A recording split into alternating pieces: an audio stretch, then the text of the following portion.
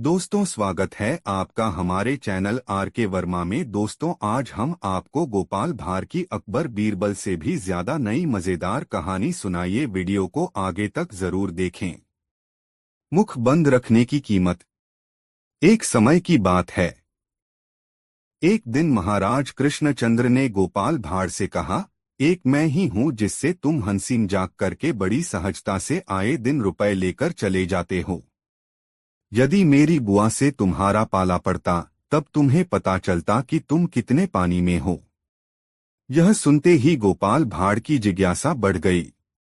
उसने पूछा, आपने ऐसा क्यों कहा महाराज? आपकी बुआ तो खूब दयालु महिला हैं। मुझसे जब भी भेंट होती है मेरा हालचाल बड़े प्रेम से पूछती हैं। महाराज ने गोपाल भांड के भ्रम को तोड़ना चाहा। कहा, यह सब तो ऊपरी दिखावा मात्र है। यदि तुम उनसे कुछ रुपए निकाल कर ला सको तब हम समझेंगे कि वे कितनी दयालु महिला हैं। महाराज के इस कथन से गोपाल भांड की जिज्ञासा और बढ़ गई। उसने कहा, आप ऐसा क्यों कह रहे हैं महाराज? मेरी तो कुछ समझ में नहीं आ रहा है। समझोगे समझोगे तो जाओ, न चमड़ी जाए पर दमड़ी न जाए कहावत पर खरी उतरने वाली उस बुढ़िया की गांठ से कुछ रुपए निकाल कर ले आओ, तब हम तुम्हें मान लेंगे। महाराज की बात सुनकर गोपाल भांड गंभीर हो गया। कहा, क्या आप मेरी परीक्षा लेना चाहते हैं? इस पर महाराज ने भी गंभीर मुद्रा में गोपाल को फिर चुनौती दी। मैं अटल हूं कि तुम उस कंजूस बुढ़िया से एक पैसा भी नहीं ला सकते, और यदि मैंने उनसे रुपए ला दिए तो तब आप क्या करेंगे? गोपाल ने महाराज की चुनौती को स्वीकार कर महाराज को उकसाया और महाराज की ओर देखने लगा।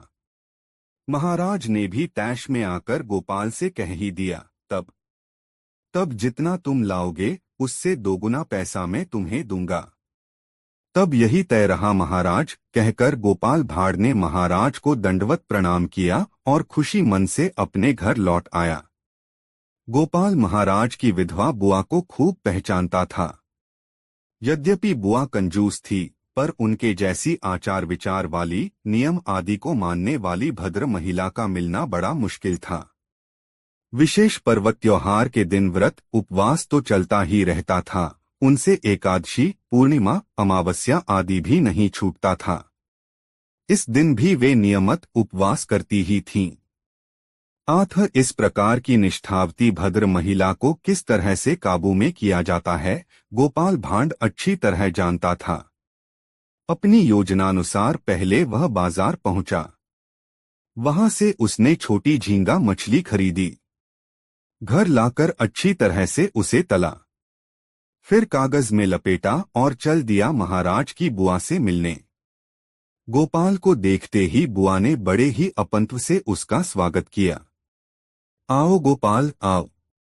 पर गोपाल ने बुआ को जैसे ही दंडवत प्रणाम कर चरणधूलि लेनी चाहिए, न जाने क्यों बुआ बिदक कर 2 कदम पीछे हट गई। कहने लगी, रहने दो रहने दो, अभी मुझे छुओ मत, नहीं तो फिर से मुझे स्नान करना पड़ेगा। पता नहीं बाहर की कितनी गंदगी तुमने अपने शरीर में लगाई होगी। गोपाल को अंततः बुआ को दूर से ही दंडवत कर संतोष करना पड़ा। गोपाल ने कहा, बहुत दिनों से बुआ तुम्हारे हाथों का भोजन करने का अवसर मुझे नहीं मिला। आज तो मैं आपके हाथों का भोजन ग्रहण करके ही जाऊंगा। यही तय करके आया हूं। सुनते ही बुआ चौंकी। कहा, ऐसा था तो पहले से ही बता देना चाहिए था, ताकि तुम्हारे लिए अच्छा भोजन मैं बनाकर रखती।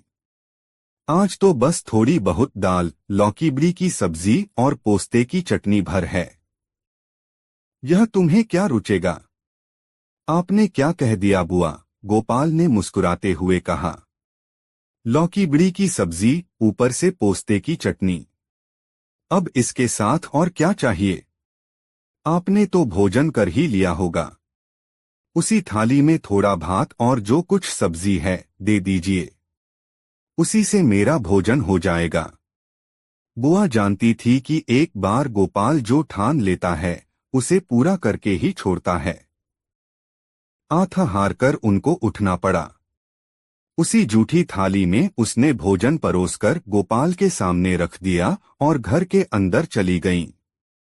बुआ की अनुपस्थिति में गोपाल जो तला हुआ लाल लाल झींगा मछली लाया था उसे सब्जी में मिला दिया और ऊंचे स्वर में बुआ को आवाज लगाने लगा, बुआ आपने तो लौकी में छोटा झींगा डालकर कमाल की सब्जी बनाई है। इसका तो कोई जवाब ही नहीं है, तो थोड़ा और दीजिए ना। लौकी की सब्जी में झींगा सुनते ही बुआ के तो कान खड़े हो गए। दौड़ी आईं। आंखें बड़ी बड़ी कर बुआ ने कहा, पागल की तरह क्या बक रहे हो? हाँ बुआ देखो तो। यह देखो, और गोपाल ने थाली से 2-4 लाल झींगा उठाकर बुआ को दिखा दिया। फिर भड़काया, खूब बढ़िया बना है तो। बुआ ने जैसे ही झींगे को साक्षात अपनी आंखों से देखा वे मूर्छित होने को आईं। उन्हें लगा उम्र की इस दहलीज पर कहीं आंखों को भ्रम तो नहीं हो रहा। लौकी में झींगा आया कहाँ से? बुआ को गोपाल को छूने मात्र से ही स्नान करना पड़ रहा था। वे ही बुआ अब आगे बढ़ आईं। उन्होंने गोपाल के दोनों हाथ कसकर पकड़ लिए। उन्होंने विनय के साथ बुआ ने गोपाल से कहा, बेटा गोपाल, इस झींगे लौकी की बात को गुप्त ही रखना, किसी से कहना मत, नहीं तो लज्जा से मैं तो किसी को मुंह ही न दिखा पाऊंगी। गोपाल का निशाना सही जगह लग चुका था। अब गोपाल ने अपनी करामात दिखाई। कहा, बुआ यह क्या कह रही हो? आपने इतनी स्वादिष्ट सब्जी बनाई और इसे गुप्त रखना होगा। यह मुझसे नहीं हो सकेगा। मैं तो कल ही राजा के दरबार में जाकर इस स्वादिष्ट सब्जी के बारे में सबको बताऊंगा। यह सुनकर बुआ के होश उड़ गए। नहीं बेटा गोपाल, नहीं, ऐसा काम मत करना। तुम मेरे प्रिय बेटे के समान हो। मैं तुमसे हाथ जोड़कर अनुरोध करती हूँ। गोपाल और कठोर हो गया। मुख चढ़ाकर बोला, मुझे क्षमा करना बुआ। ऐसा अनुरोध मुझसे मत कीजिए। मैं महाराज से कभी झूठ नहीं बोल सकता। तुम कर सकोगे बेटा, कर सकोगे। बुआ ने गोपाल को मनाने की कोशिश नहीं छोड़ी। मैं तुम्हारे लड़कों को मिठाई खाने के लिए 10 रुपए देती हूँ। पर गोपाल सहज ही मानने वाला व्यक्ति नहीं था। आठ बुआ के हर अनुरोध पर वह अपना सिरनामे हिलाता रहा। बात न फैले इस डर से बुआ गोपाल के सामने अपनी गांठ ढीली करती चली गई।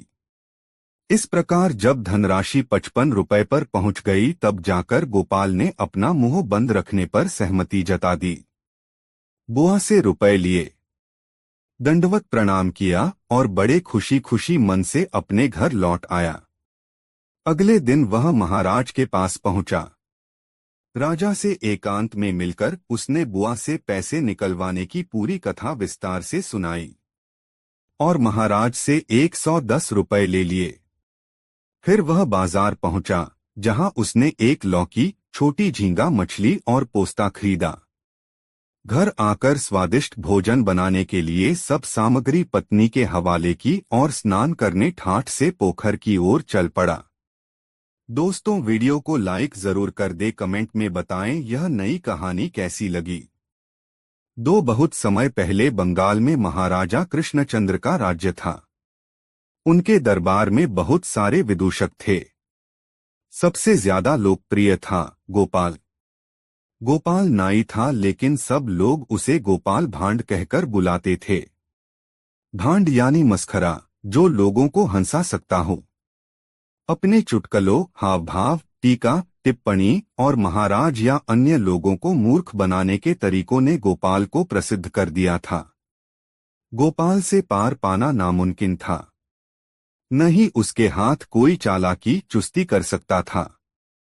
गोपाल को सारा खेल पहले ही पता चल जाता और वह चतुराई से पासा पलट देता था। उस जमाने में लोग अजीबोगरीब अंधविश्वास पालते थे। एक तो खुद ही वे कुछ जानते बुझते नहीं थे और वह जमाना भी ज्ञान विज्ञान का नहीं था। कई लोगों की तरह महाराजा भी यह मानते थे कि सुबह उठते ही जिस व्यक्ति का चेहरा वह सबसे पहले देखेंगे वही व्यक्ति उनके उस दिन का समय निर्धारित करेगा। यदि उनका दिन अच्छा निकलता तो वह व्यक्ति शुभ माना जाता। अगले दिन उसे इनाम दिया जाता था और अगर दिन में कुछ दुर्भाग्यपूर्ण हो जाता था तो वह व्यक्ति अमंगल का प्रतीक या राज्य के लिए खतरा हो जाता। अगले दिन महाराजा उसे दंड देते। संकट जितना गहरा होता दंड उतना ही अधिक।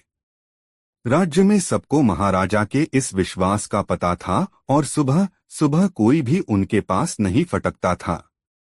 अगर कहीं स्वर्ण मुद्राएं, जमीन का टुकड़ा या अच्छी दुधारू गाय मिल जाती तब तो पौक 12 थी, लेकिन दंड मिलने का भी तो डर था। बेंत भी पड़ सकते थे या फिर देश निकाला भी दिया जा सकता था। इसलिए कोई भी अपनी जान जोखिम में डालने को तैयार नहीं था। लेकिन गोपाल महाराजा या उनकी सनक से डरता नहीं था। उसे तो अपने दंडित होने का भी डर नहीं था, क्योंकि वह जानता था कि अपनी बुद्धि के बल पर वह हर मुश्किल आसान कर सकता है।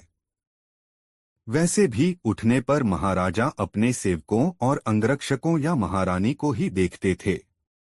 इतनी सुबह महल में कोई भी आगंतुक तो आने से रहा। हाँ, कभी कभी महामंत्री कोई जरूरी मसला लेकर महाराजा के पास जरूर आ जाते थे। ऐसी घड़ी में तो महाराजा को इनाम सजा सब भूल जाता था। कभी कभी महाराजा सुबह सवेरे उठकर घूमने निकल जाते थे। कभी महल के भीतर ही फल वाटिका या उद्यान में या नदी किनारे था, फिर बाजार भी। उस दौरान आते जाते वे किसी को भी मिल सकते थे। जो भी सबसे पहले उनके सामने आता डर के मारे उसके पसीने छूट जाते और वह सोचने लगता कि जाने महाराजा का आज का दिन कैसा बीतेगा, जाने उसे इनाम मिलेगा या दंड। एक रोज महाराजा नदी किनारे घूमने चले गए। पौ बस फटी ही थी और किनारा भी सुनसान था। गोपाल वैसे तो देर तक सोता था, लेकिन उस दिन उसके पेट में चूहे ऐसे दौड़े कि वह सुबह सुबह ही उठ बैठा। उसका मन ताजा मछली खाने का हुआ और उसने सोचा कि नदी के किनारे बैठे मछुआरों से जाकर मछली खरीद ली जाए। वह जानता था कि सूर्योदय से पहले गए हुए मछुआरे उसी समय वापस आते हैं, पर उस दिन वहां कोई नहीं था। गोपाल यह देखकर बहुत हैरान हुआ। फिर उसने महाराज कृष्णचंद्र को नदी किनारे घूमते हुए देखा। महाराज ने भी उसे देखा।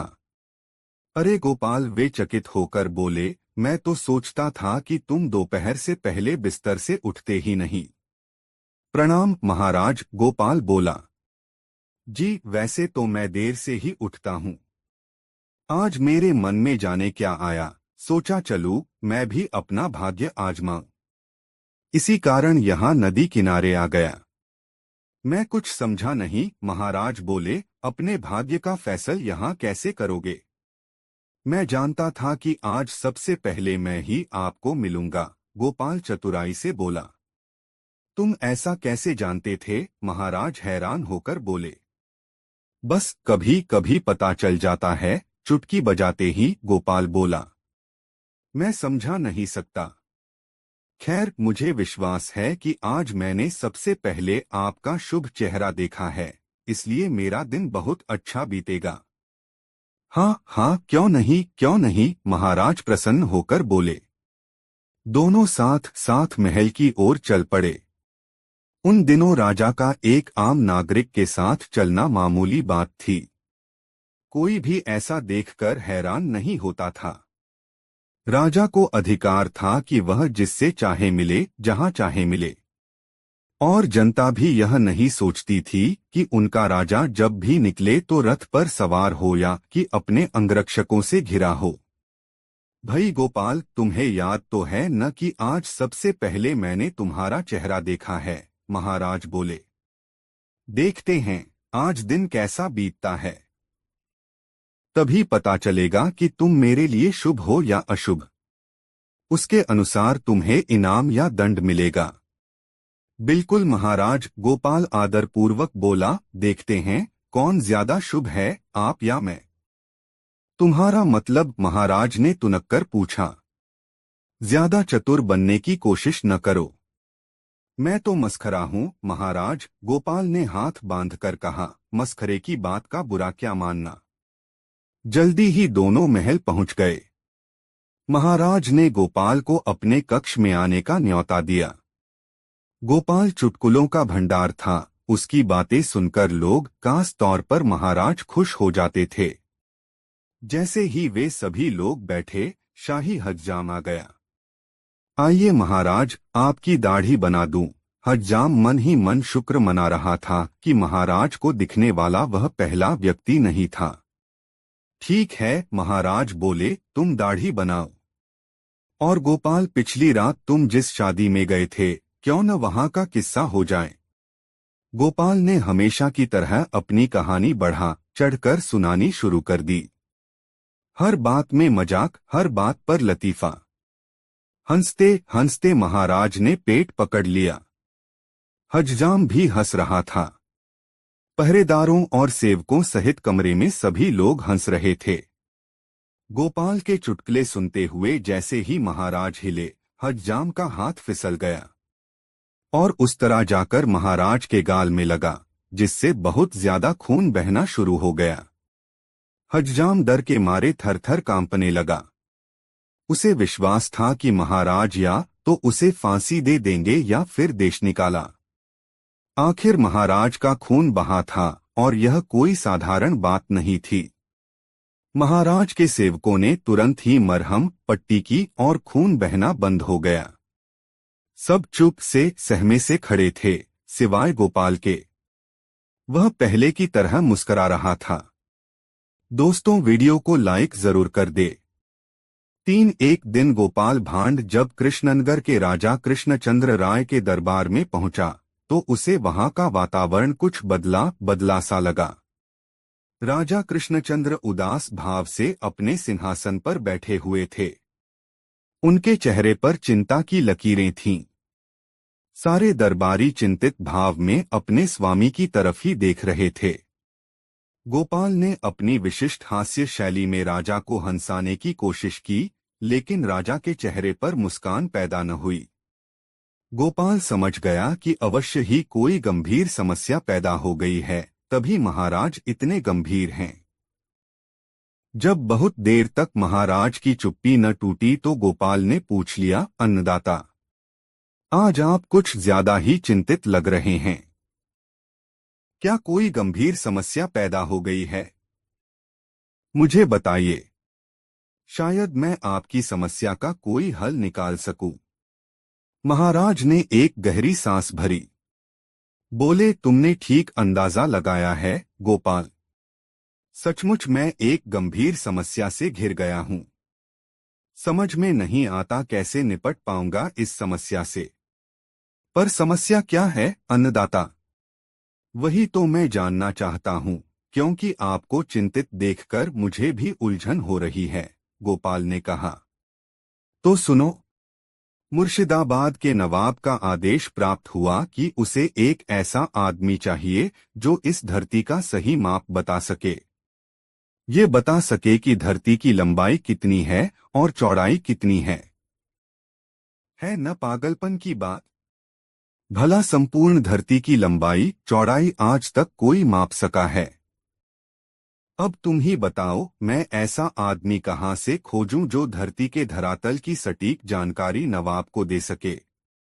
महाराज ने आगे कहा, उस बदमिजाज आदमी की हिम्मत तो देखो।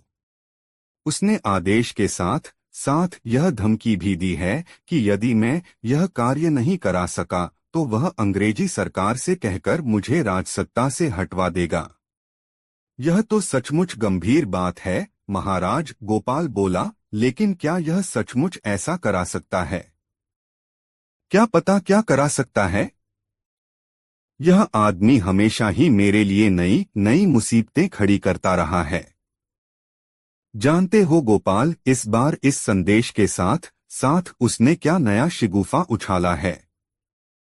उसने अशर्फियों से भरी 2 बड़ी बड़ी थैलियां भेजी हैं, इस निर्देश के साथ कि धन चाहे जितना खर्च हो जाए, काम हर हालत में होना चाहिए, तो हो जाएगा उसका काम। इसमें चिंता करने वाली कौन सी बात है, गोपाल ने कहा।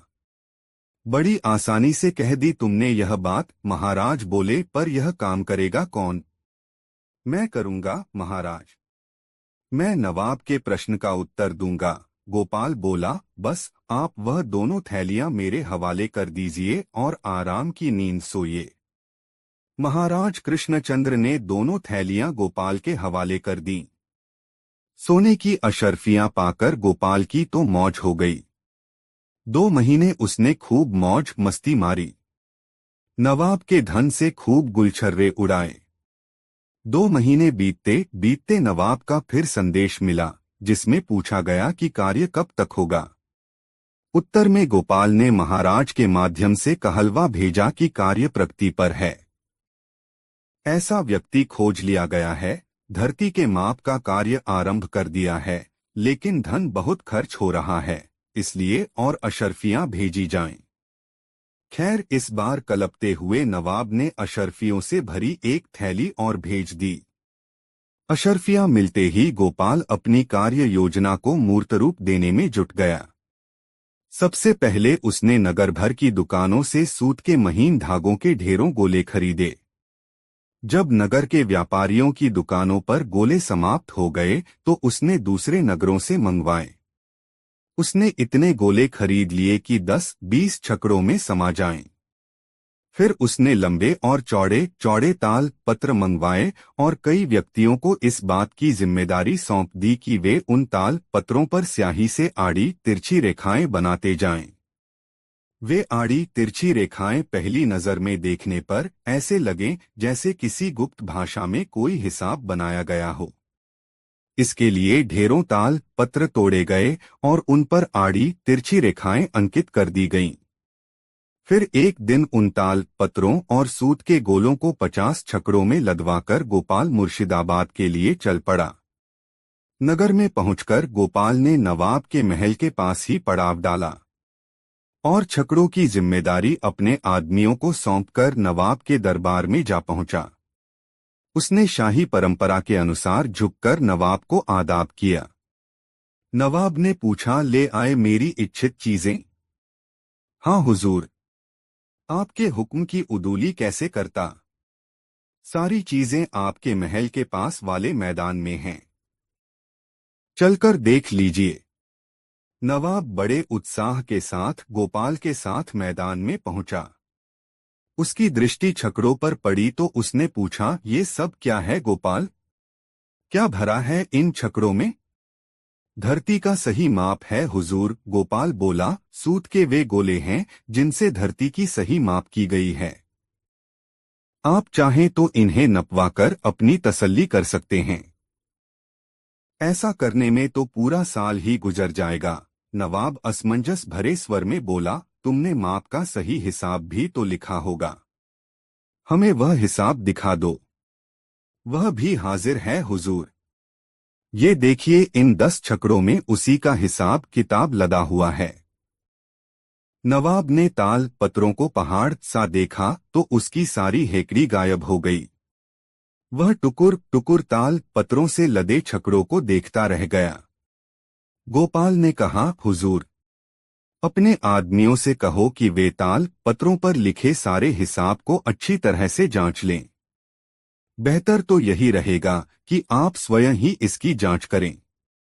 नहीं नहीं, हमारे पास इतना समय कहाँ है। तुम कहते हो तो ठीक ही होगा, नवाब जल्दी से बोला, जैसे वह गोपाल से पिंड छुड़ाना चाहता हो। तो हुजूर संतुष्ट हुए न? अब हुक्म दीजिए कि छकड़ों से लदे सामान का क्या करूं? क्या इसे सरकारी मालखाने में जमा करवा दूं? गोपाल बोला। कोई जरूरत नहीं है, तुम इसे वापस ले जा सकते हो, हमारी आज्ञा है। यह कहकर नवाब जाने के लिए मुड़ा, लेकिन तभी गोपाल ने उससे कहा, हुजूर, मेरी एक गुजारिश है। बोलो, क्या चाहते हो? हुजूर, धरती का सही माप लेने के चक्कर में मैंने बहुत खाक छानी है। क्या हुजूर मेरे काम से खुश होकर मुझे कोई इनाम इकराम नहीं देंगे? हाँ हाँ, क्यों नहीं, बेमन से नवाब ने कहा। फिर मुड़कर अपने कर्मचारी से बोला, इसे सरकारी खजाने से 100 अशर्फियां दिलवा दो। इस प्रकार चतुर गोपाल ने नवाब से खरीदा गया सारा सामान भी ले लिया और उससे 100 अशर्फियां भी झटक लीं। कृष्णानगर लौटकर उसने दरबार में सारा किस्सा सुनाया तो महाराज और सभी दरबारी हंसते हंसते लोट पोट हो गए। राजा कृष्णचंद्र ने खुश होकर गोपाल को पुरस्कृत में 100 अशर्फियां दे डाली। आखिर गोपाल ने एक असंभव काम जो कर दिखाया था। दोस्तों, वीडियो कैसा लगा कमेंट में जरूर बताएं और वीडियो को लाइक जरूर कर दें।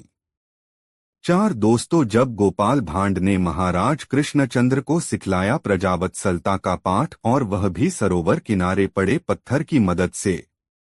एक दिन महाराज कृष्णचंद्र ने सुबह सुबह गोपाल भांड को अपने महल में बुलाकर कहा, गोपाल, आज मुझे सरोवर में स्नान करने ही इच्छा हो रही है। मैं सामान्य औपचारिकताओं से मुक्त होकर एक सामान्य व्यक्ति की तरह जलक्रीड़ा करना चाहता हूँ। मेरी इच्छा है कि मैं तैरकर सरोवर के मध्य तक जाऊं और वहां से रक्तकमल के कुछ पुष्प स्वयं तोड़ लाऊं। ऐसा करो, तुम स्वयं जाओ और देखकर आओ कि इस समय सरोवर के आसपास कितने आदमी हैं। गोपाल सुबह सुबह बुलाए जाने से खींचा हुआ था। उसने महाराज की बातें सुनी और बिना कुछ बोले सरोवर की ओर चल पड़ा। थोड़ी ही देर में वह सरोवर के पास पहुंच गया। उस समय स्नान करने के लिए अनेक आदमी सरोवर की ओर जा रहे थे। गोपाल उन लोगों को देर तक देखता रहा, फिर वहां से लौटकर महाराज के समक्ष उपस्थित हुआ। महाराज कृष्णचंद्र ने गोपाल को देखते ही पूछा, कहो गोपाल, सब कुछ देखाए। सरोवर में स्नान के लिए मैं निकल सकता हूँ या नहीं? गोपाल ने धैर्यपूर्वक उत्तर दिया, महाराज, आपने मुझे यह देखकर आने को कहा था कि सरोवर के पास कितने आदमी हैं। मैं देख आया हूँ, वहाँ सिर्फ एक आदमी है। गोपाल के उत्तर से महाराज प्रसन्न हुए।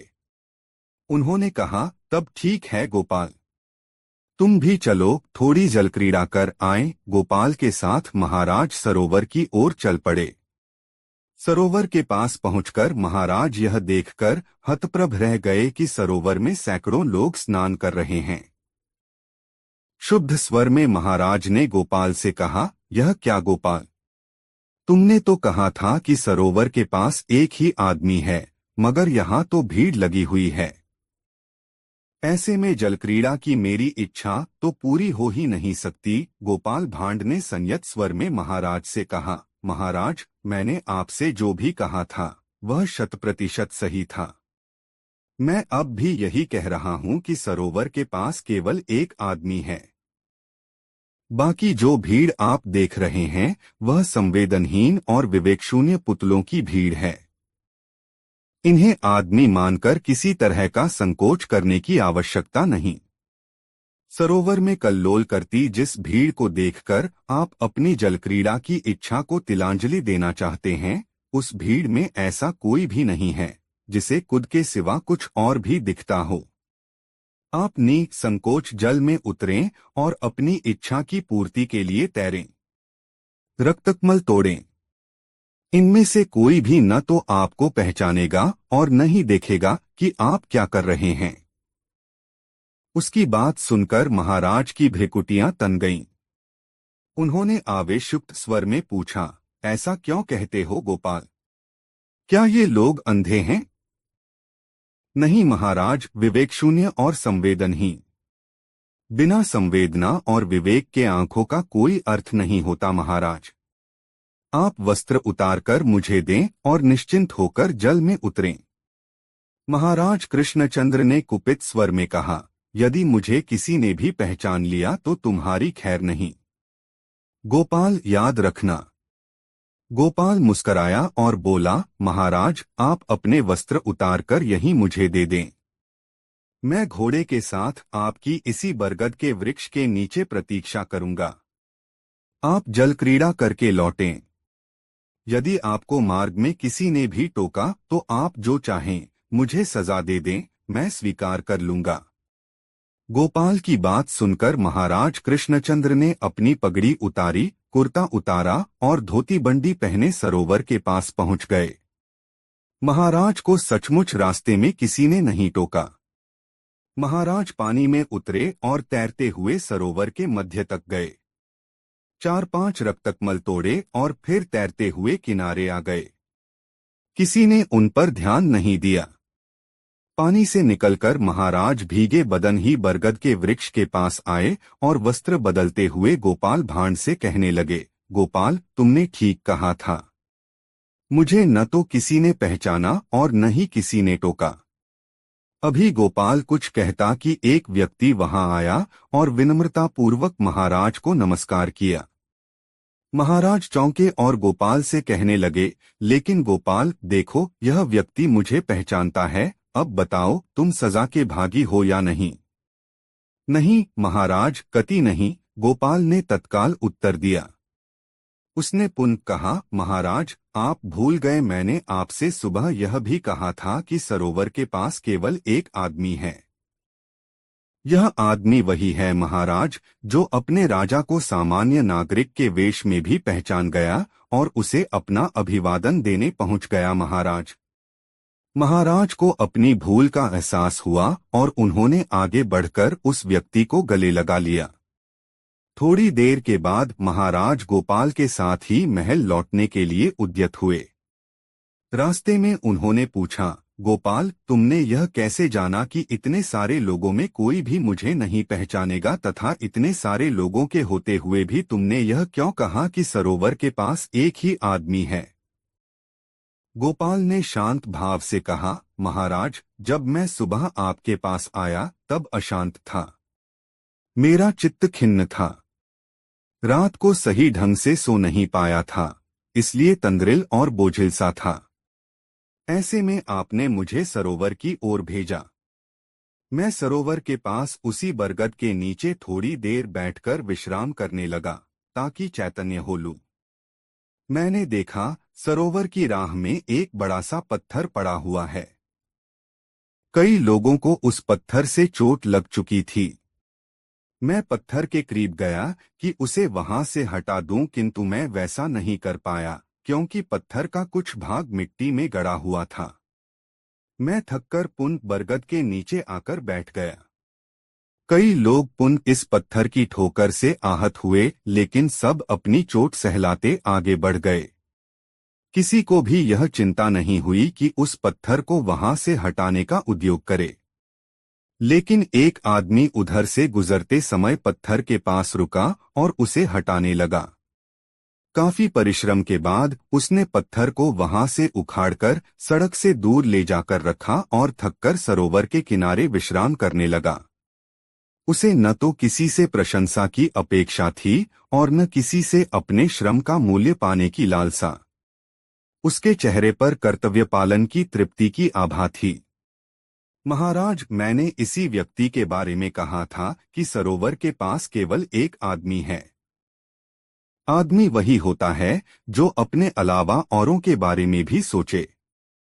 सरोवर में स्नान करने गए शेष तमाम लोगों को अपने सिवा और किसी की परवाह नहीं थी।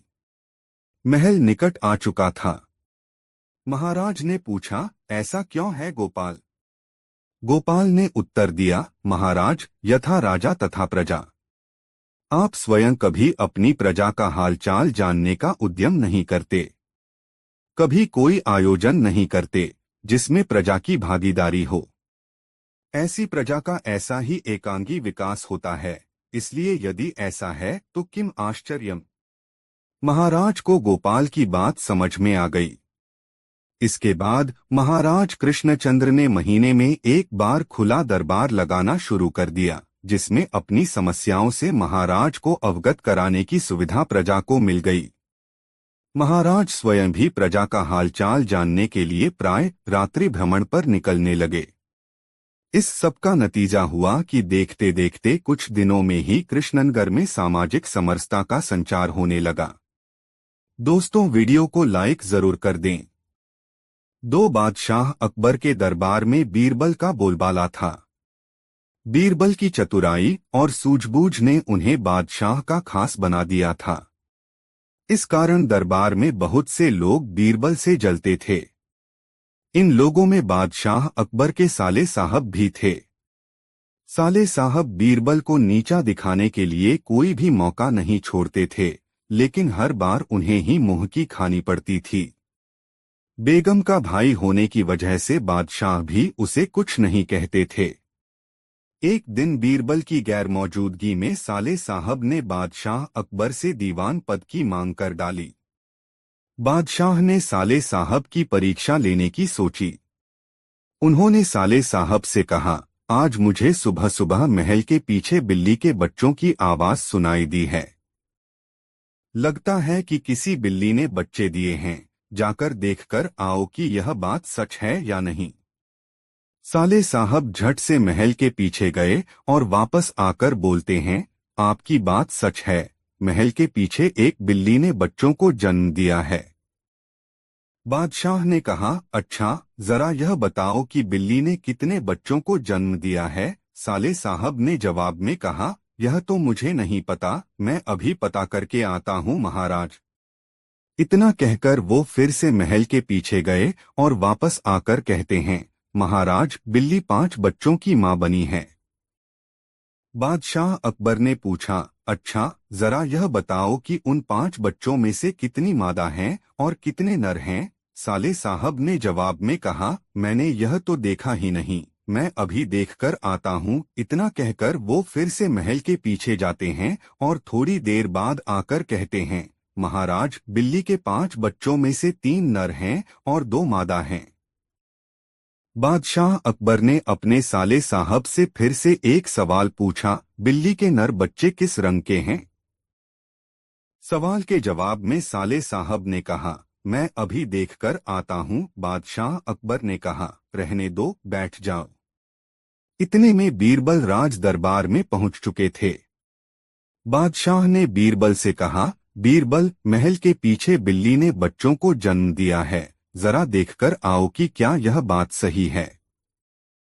बीरबल ने कहा, मैं अभी देखकर आता हूँ महाराज। ऐसा कहकर वह महल के पीछे देखने के लिए चले गए। वापस लौटकर बीरबल ने बादशाह अकबर को बताया, महाराज, बिल्ली ने बच्चों को जन्म दिया है। बादशाह ने बीरबल से पूछा, बिल्ली कितने बच्चों की मां बनी है। बीरबल ने तुरंत जवाब दिया, महाराज, 5 बच्चों की। बादशाह ने फिर से सवाल किया, बिल्ली के बच्चों में से कितनी मादा हैं और कितने नर हैं। बीरबल ने तुरंत जवाब दिया, महाराज, 3 नर और 2 मादा।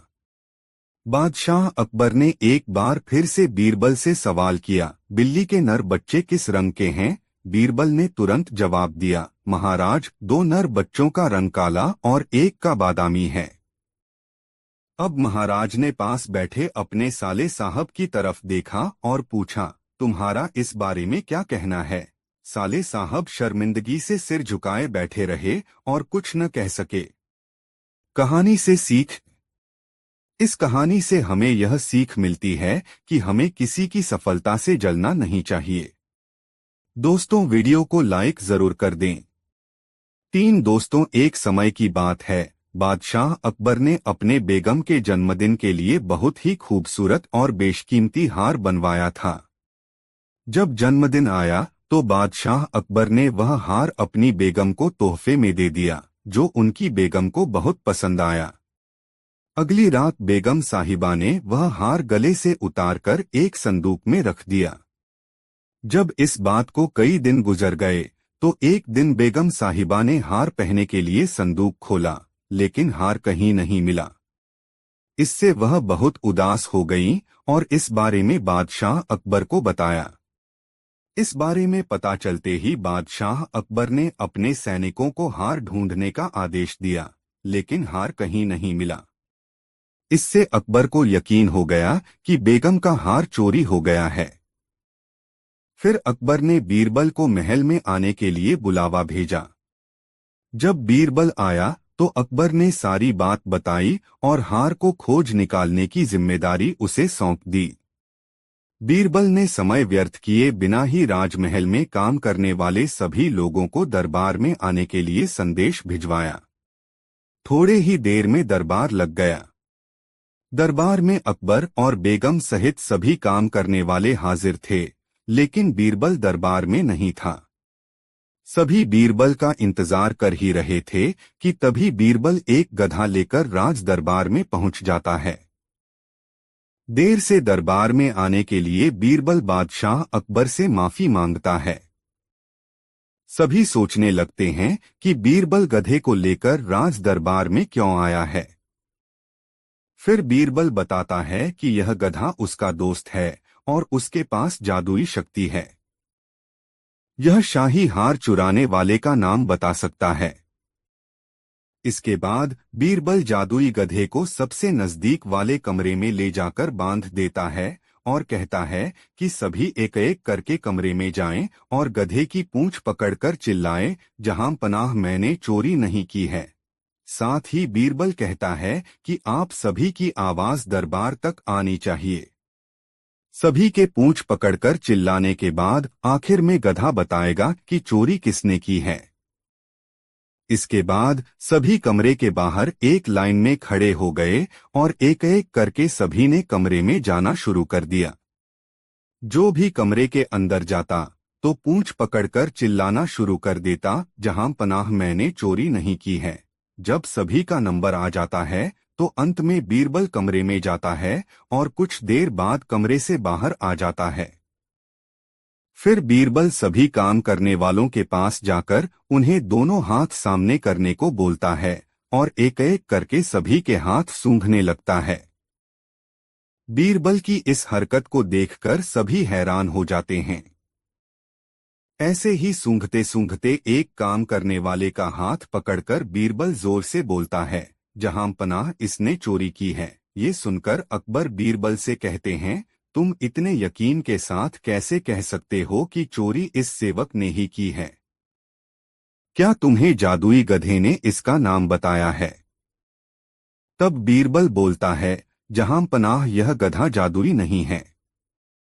यह बाकी गधों की तरह साधारण ही है। बस मैंने इस गधे की पूंछ पर एक खास तरह का इत्र लगाया है। सभी सेवकों ने गधे की पूंछ को पकड़ा, बस इस चोर को छोड़कर। इसलिए इसके हाथ से इत्र की खुशबू नहीं आ रही है।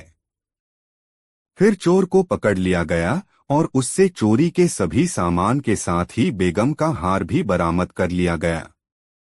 बीरबल की इस अक्लमंदी की सभी ने सराहना की और बेगम ने खुश होकर बादशाह अकबर से उसे उपहार भी दिलवाया। कहानी से सीख। इस कहानी से यह सीख मिलती है कि बुरे काम को कितना भी छुपाने की कोशिश करो, एक दिन सबको पता चल ही जाता है। इसलिए बुरे काम नहीं करने चाहिए। दोस्तों, वीडियो को लाइक जरूर कर दे, कमेंट में बताएं कहानी कैसी लगी। 5 बंगाल में एक हंसोड़ आदमी हुआ, गोपाल भांड। उसके संबंध में बड़ी प्यारी कहानियां हैं। एक कहानी तो अति मधुर है। वह जिस नवाब के दरबार में लोगों को हंसाने का काम करता था, दरबारी उससे बड़े नाराज थे, क्योंकि वह सम्राट को धीरे धीरे बहुत प्यारा हो गया था। जो हंसी ले आए जीवन में, वह अगर प्यारा न हो जाए तो और क्या हो। उसके पास बड़ी विलक्षण प्रतिभा थी, इसलिए ईर्ष्या भी स्वाभाविक थी। उसे हराने की वे बड़ी सोच करते थे, लेकिन कुछ उपाय न खोज पाते थे। आखिर एक दिन कोई उपाय न देखकर उन्होंने गोपाल भीड़ को पकड़ लिया और कहा कि आज तो तुझे राज बताना पड़ेगा कि तेरी प्रतिभा का राज क्या है। गांव में ऐसी अफवाह है कि तेरे पास सुखदामनी है। तूने कुछ सिद्धि कर ली है और तुझे सुखदा नाम की मणि मिल गई है, जिसकी वजह से न केवल तू सुख में रहता है, तू दूसरों को भी सुखी करता है, और यही तेरे चमत्कार का और तेरे प्रभाव का राज है। वह सुखदामनी हमें दे दे, अन्यथा ठीक न होगा। दरबारी उसकी मारपीट भी करने लगे। उसने कहा कि ठहरो, तुम ठीक कहते हो, अफवाह सच है। सुखदामनी मेरे पास है। लेकिन कोई चुरा न ले, कोई छीन न ले, इसलिए मैंने उसे जंगल में गड़ा दिया है। मैं तुम्हें बता देता हूँ, तुम खोद लो। पूर्णिमा की रात वह सब दरबारियों को लेकर जंगल में गया। एक वृक्ष के नीचे बैठ गया। वे पूछने लगे, बोलो कहाँ गड़ाई है? उसने कहा कि अब तुम खोज लो जगह। सूत्र यह है कि जिस जगह पर खड़े होने से चांद तुम्हारे सिर पर चमकता हो, उसी जगह गड़ी है। वे दरबारी भागे, खोजने लगे स्थान, लेकिन जो दरबारी जहां खड़ा हुआ, पूर्णिमा का चांद था, ठीक सिर के ऊपर था। वह सभी स्थानों पर सिर के ऊपर था, तो वे जगह जगह खोदने लगे। रात भर खोदते रहे, कई जगह खोदा। और गोपाल भांड वृक्ष के नीचे आराम से सोया रहा। सुबह उन्होंने उससे कहा कि तुम धोखा दे रहे हो। हमने सारा स्थान खोद डाला वृक्ष के आसपास। रात भर हम थक गए खोद खोद कर। वह सुखदामनी का कोई पता नहीं। गोपाल भांड हंसने लगा। उसने कहा, मैंने कहा था कि जहां सिर पर चांद चमकता है, वहीं सुखदामनी गड़ी है। वह तुम्हारी खोपड़ी में गड़ी है, कोई जमीन में थोड़े ही गड़ी है। वह तुम्हारे सिर में है। वह तुम्हारे चैतन्य में है। वह तुम्हारे साक्षी में है। जो साक्षी हो जाता, वह सुखी हो जाता। दोस्तों, वीडियो कैसे लाइक कमेंट में जरूर बताएं। 6 महाराज कृष्णचंद्र राय के दरबार में स्थान पाने के बाद गोपाल भांड की प्रसिद्धि कृष्णनगर में फैल गई। उससे मिलने के लिए प्रायः तरह तरह के लोग आने लगे। ऐसे लोगों में महत्वाकांक्षी भी होते और जिज्ञासु भी। उसे भी लोगों से मिलना जुलना पसंद था। लोगों से मिलने जुलने से नई जानकारियां उसे मिलती रहती थीं। कभी कभी लोग उसे अपनी कोई समस्या भी बताते और वह उस समस्या का हल उन्हें सुझा देता। इस तरह उसकी प्रसिद्धि कृष्णनगर के बाहर भी पहुंचने लगी। महाराज कृष्णचंद्र तक भी उसकी प्रसिद्धि की चर्चा पहुंची। महाराज यह जानकर प्रसन्न हुए कि उनके दरबार का एक आदमी राज्य के बाहर भी अपने बुद्धि कौशल के कारण जाना जाता है। एक दिन दरबार समाप्त होने के बाद महाराज कृष्णचंद्र ने उससे अपने साथ भ्रमण के लिए चलने को कहा। इनकार का कोई कारण नहीं था। दोनों ही घोड़े पर बैठकर धीरे धीरे घोड़ा दौड़ाते हुए कृष्णनगर के मुख्य मार्गों से गुजरते रहे। महाराज ने अचानक अपना घोड़ा कृष्णनगर से बाहर जाने की राह की ओर घुमा दिया। यह वही सड़क थी जो कृष्णनगर से मुर्शिदाबाद की ओर जाती थी। मुर्शिदाबाद से जुड़ी कई रोचक स्मृतियां महाराज कृष्णचंद्र के मस्तिष्क में थीं और कई अविस्मरणीय स्मृतियां गोपाल भांड के मस्तिष्क में। चलते चलते दोनों कृष्णनगर के सीमांत क्षेत्र में प्रवेश कर गए। यहाँ मनोरम हरियाली थी। खुला वातावरण था। आकर्षक सरोवर था जिसमें कमल पुष्प खिले हुए थे। भीनी भीनी सुगंध के साथ मंथर समीर दोनों के दिलो दिमाग में ताजगी भर रहा था। सरोवर के पास ही एक छोटा सा मंदिर था जहां से वंशी की मधुर ध्वनि उन दोनों तक पहुंच रही थी। महाराज वंशी की धुन को सुनकर चकित रह गए। अरे, यह कैसी स्वप्निल अनुभूति से भर रहा हूं मैं। शायद यही प्रकृति का चमत्कार है। शाम ढल रही है। संपूर्ण आकाश रक्तवर्णी हो उठा है। चिड़िया चहचहाते हुए अपने घोंसलों की ओर लौट रही हैं। डूबते सूरज की रक्तवर्णी किरणों से कमल दल रक्ताभ हो रहे हैं, मानो प्रेमी के स्पर्श से किसी गोरी नवयवना के मुखड़े पर शर्म की लाली दौड़ गई हो। ऐसे में यह वंशी की तान। मंत्रमुग्ध से महाराज वहां की प्राकृतिक छटा निहारने में खोए रहे। सूर्यास्त के बाद शाम का रंग बदला। चारों ओर सुरमई अंधेरा फैलने लगा।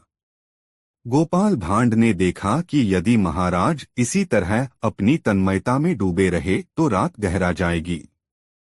इस सुनसान में देर तक रुके रहना उचित नहीं है। जंगल का सिलसिला 1-1.5 मील की दूरी पर आरंभ हो जाएगा।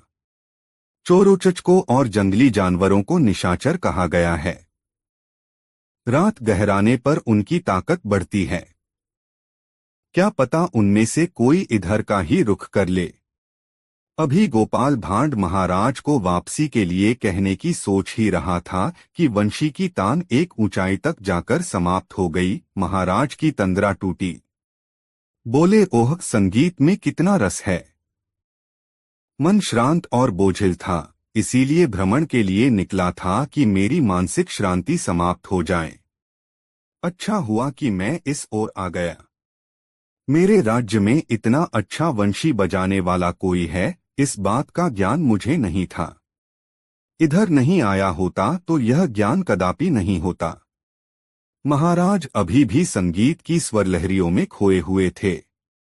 उन्हें रात हो जाना भान कराने के उद्देश्य से तत्क्षण ही गोपाल भांड ने कहा, महाराज, सूरज डूब चुका है और रात गहरा रही है। अभी तो हम लोग कृष्णनगर की राह चलें। रास्ते में बात भी होती रहेगी। महाराज की मानो चेतना लौटी। समय का भान हुआ। उन्होंने अपना घोड़ा मोड़ लिया और कृष्णनगर की ओर लौट पड़े। महाराज के घोड़े के बगल में गोपाल भांड भी अपना घोड़ा ले आया। महाराज ने उससे कहा, गोपाल, इस सुरमय वातावरण में मंदमंथर समीर के साथ वंशी की सुरीली तान ने मुझे जैसे सम्मोहित कर लिया था। मैं अभी भी संगीत की उन लहरियों से अपनी शिराएं झंकृत होती अनुभव कर रहा हूँ। संगीत का ऐसा प्रभाव मैंने कभी नहीं जाना था। हाँ महाराज, गोपाल ने कहा, मैं तो बचपन से ही संगीत प्रेमी रहा हूँ। आप जानते हैं महाराज, उस रमणीय स्थल पर गुरु देवहरि न वह छोटा सा मंदिर बनवा रखा है। वे वहीं रहते हैं और कुछ शिष्यों को संगीत की शिक्षा देते हैं, परंपरागत संगीत की। वे वंशी बजा सकते हैं तो वीणा और सितार भी। तबला, ढोल और मृदंग पर भी उनकी उंगलियां जादू का सा प्रभाव पैदा करती हैं। अरे, तुम पहले से इस स्थान के बारे में जानते हो? महाराज ने विस्मय से पूछा और घोड़े की लगाम खींच ली। घोड़ा हठात रुक गया। गोपाल ने कहा, हाँ महाराज, मैं बचपन से इस स्थान को जानता हूँ। मगर आपने घोड़ा क्यों रोक लिया? चलते रहिए। रात गहरा चुकी है और महल तक पहुंचने में अभी समय लगेगा। महाराज ने घोड़े को एड़ लगाई। घोड़ा फिर मंद गति से चलने लगा। तो तुम बचपन से इस स्थान के बारे में जानते हो, मगर तुमने कभी मुझे बताया ही नहीं। दोस्तों, यह नई कहानी आपको कैसी लगी कमेंट में जरूर बताएं। ऐसी और नई नई कहानी सुनने के लिए हमारे चैनल RK वर्मा को सब्सक्राइब जरूर कर लें और यह वीडियो अपने मित्रों को जरूर शेयर करें। वीडियो देखने के लिए धन्यवाद।